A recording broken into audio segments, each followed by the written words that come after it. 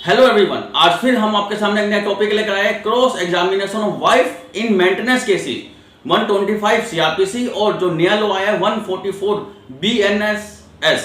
तो स्टार्ट करते हैं। सबसे पहले तो हम ये देखें कि मेंटेनेंस केसेस क्या होते हैं। क्या मेंटेनेंस केसेस में वाइफ का एक बार खर्चा बन जाने के बाद उस खर्चे को हम कम नहीं करा सकते हैं? क्या वाइफ का मेंटेनेंस केसेस में खर्चा बन जाने के बाद उसको यानी उस खर्चे को नील नहीं करा सकते? ये सब आज हम इस क्लास में समझेंगे। तो सबसे पहले तो हम ये समझेंगे कि ये मेंटेनेंस केसेस क्या होते हैं। सिंपल में समझाऊं, जो वाइफ होती है वो कोर्ट में केस डालती है 125 सीआरपीसी या 144 बीएनएसएस में मेंटेनेंस का केस डालेगी, और जो कोर्ट होता है एक खर्चा वाइफ का बांध देता है।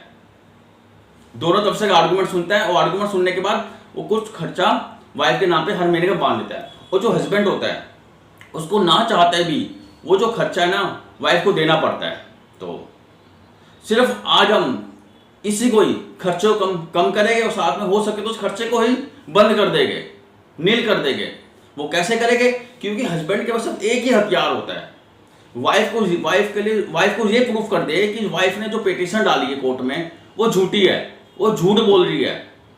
अगर हम उस वाइफ को झूठा साबित कर देंगे तो हम जो वाइफ के नाम पे जो खर्चा बंधा हुआ है वो कम से कम हो जाएगा और कई बार तो खत्म भी हो जाएगा। तो हम स्टार्ट करते हैं। जब भी हम वाइफ का क्रॉस करेंगे तो उससे पहले हमें अच्छी तरह से जो उसकी पिटीशन है उसको पढ़ लेना चाहिए, और उसके जो चीफ दिया है कोर्ट में आके उस चीफ को अच्छी तरह पढ़ लेना चाहिए। और कई बार ऐसे होता है कि जो वाइफ जो होती है जैसे उसने पिटीशन में लिखा होता है डिट्टो वही सेम उसने वो चीफ में भी लिख देती है, बिल्कुल उसकी कॉपी उतार देती है। और ऑलमोस्ट 100 में से 75% वाइफ ने अपने पिटीशन में झूठ ही लिखा होता है कि ये मेरा हस्बैंड इतने कमा रहा था, यहाँ से इनकम आ रही थी, यहाँ से इनकम आ रही थी, ये करता है, अय्याशी करता है, शराब पीता है और मेरे को मारता है, गाली गलौज करता है, अटरम चटम जितने भी सब बकवास की बातें होती है वो सब वाइफ अपने पिटीशन में लिख देती है, ताकि जो हस्बैंड है का जो खर्चा है ज़्यादा उसका बंधे। तो यही फिर हम क्रॉस करेंगे। अब स्टार्ट करते हैं cross examination of wife in maintenance cases. तो इस क्रॉस में सबसे पहले तो हमें ये प्रूफ करना है कि जो वाइफ है एक तो झूठ बोल रही है, दूसरा ये प्रूफ करना है कि वाइफ जो है एजुकेटेड है, वो खुद अर्न कर सकती है, जॉब कर सकती है। तो तीसरा में ये प्रूफ करना है कि जो वाइफ है उसने जानबूझ के जॉब छोड़ दी ताकि उसका खर्चा बन जाए। ये चीज़ हमें उसको प्रूफ करनी है, और साथ में यही प्रूफ करना है कि जो वाइफ है वो अपने हस्बैंड से ज़्यादा कमा रही है। हमें ये चीज़ें प्रूफ करनी होती है इसमें। तो ये चीज़ प्रूफ करने के लिए हम उसको पहले सिंपल क्वेश्चन पूछेंगे ताकि ज़्यादा वो हाइपर ना हो। इसलिए सबसे पहले हम उससे क्वेश्चन ये पूछेंगे कि आपकी मैरिज कब हुई। ये ऑलमोस्ट हर वाइफ को पता था कि मैरिज कब हुई, कि वो पूरा रट के आई थी इस दिन मेरी मैरिज हुई है। उससे ये पूछेंगे आपकी मैरिज कब हुई, वो डेट बताएगी, मेरी मैरिज ये दिन हुई है, वो लिखवा देना कि मैरिज इस दिन हुई है। फिर पूछेंगे जो आपकी मैरिज हुई थी तो आपकी तरफ से यानी कि वाइफ की तरफ से उस मैरिज में कितने लोग प्रेजेंट थे, 50, 60, 10, 100, 150, 200 कितने लोग प्रेजेंट थे, ये पूछेंगे। तो वो कहेगी मेरे फैमिली तो कम ही आए थे। तो फिर पूछेंगे अच्छा ये बताओ कि आपके हस्बैंड की तरफ से कितने लोग आए थे। तो वो कहेगी, वो ऑलमोस्ट जो वाइफ होती है पत्नियां होती है तो यही बोलते हैं कि मेरे हस्बैंड की तरफ से बहुत सारे लोग आए थे, 500 लोग आए थे, 1000 लोग आए थे।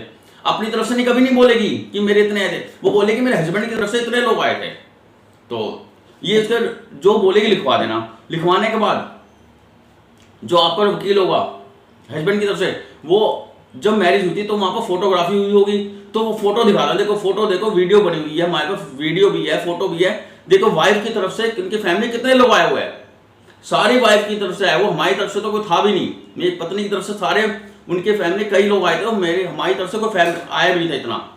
ये प्रूफ करा के कन्फ्रंट करा देना कि वो झूठ बोल रही है। सबसे पहले झूठ का नहीं पकड़ा जाएगा।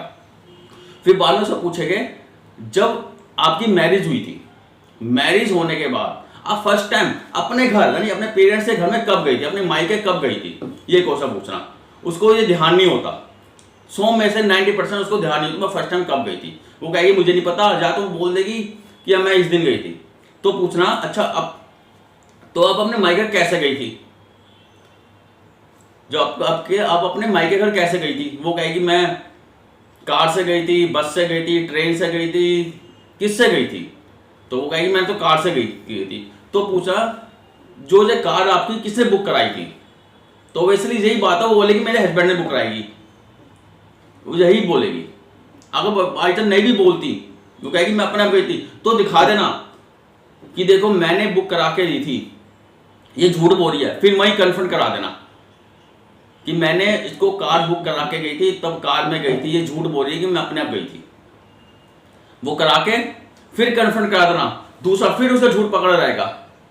दूसरा कराने के बाद उसको अब ये पूछना, जब आप अपने पति घर लास्ट बार छोड़ कर गई थी, जब आप अपने पति के घर लास्ट बार पति का घर छोड़ के गई थी, वो कौन से दिन और टाइम छोड़ के गई थी?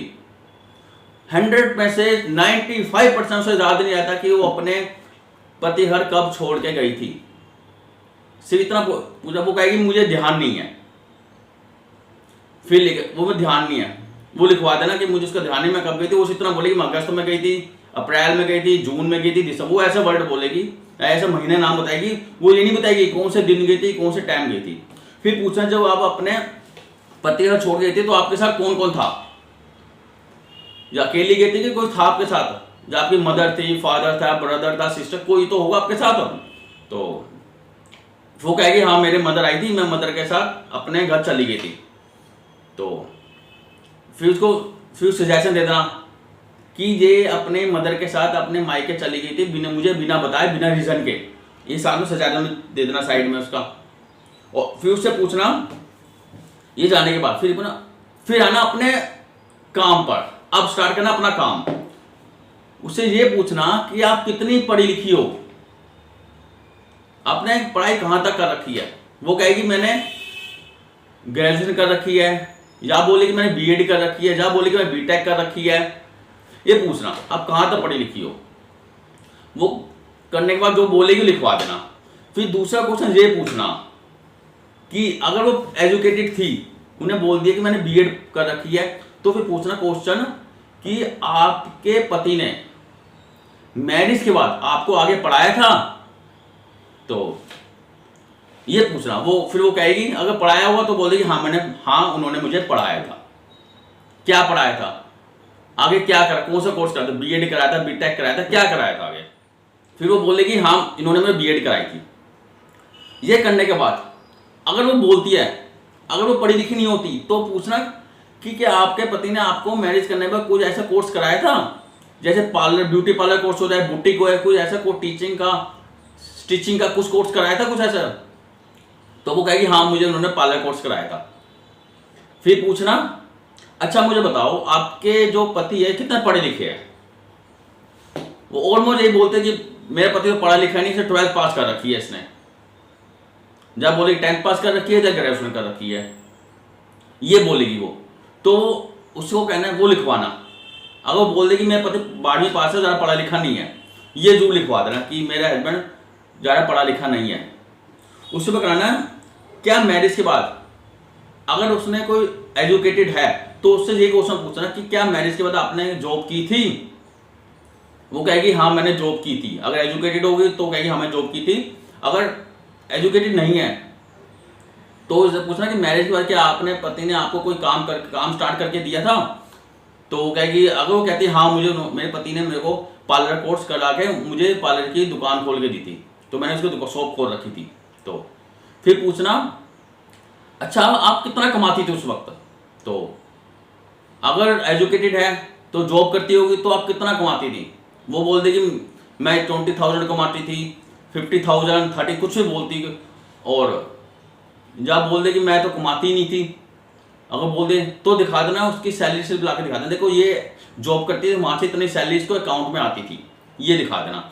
अगर वो कह दे कि मैं जॉब नहीं करती थी, मेरा अपना काम तो दुकान थी मेरी, तो फोटो खींच के दिखा देना, देखो जैसे इसका पार्लर था, ये पार्लर करती थी वहाँ पर, इसे क्लाइंट बैठे हुए पार्लर में अच्छा खासा इसका बिजनेस था, ना करते 50,000 हर महीने के कमाती थी, ये प्रूफ कर देना। तो सब ये जो क्रॉस है काफी लंबा है। आज हम इसी यहीं तक ही छोड़ेंगे। नेक्स्ट पार्ट 2 में वैसे आगे क्रॉस कराऊंगा क्योंकि काफी लंबा पड़ जाएगा। लेकिन हमने सबसे पहले तो अपने इस क्रॉस में यही कंफर्म करवाना है कि जो वाइफ है पढ़ी लिखी है, वर्किंग है, कमाती है, अपने पति ज्यादा इनकम कमाती है। ये हमने हमारा जो टारगेट है, यही टारगेट है। हमें यही प्रूव करना है कि जो वाइफ अच्छा खासा कमाती है, पढ़ी लिखी है और अच्छे से अर्न करती है और ये जॉब कर सकती है। और इसने यहाँ से जाने के बाद जानबूझ के जॉब छोड़ी ताकि इसके पति से खर्चा बन सके। तो अगर मेरी वीडियो आपको अच्छी लगी तो प्लीज लाइक और सब्सक्राइब करना भूलेंगे। मिलेंगे नेक्स्ट वीडियो में पार्ट 2 के साथ। इसे बाय।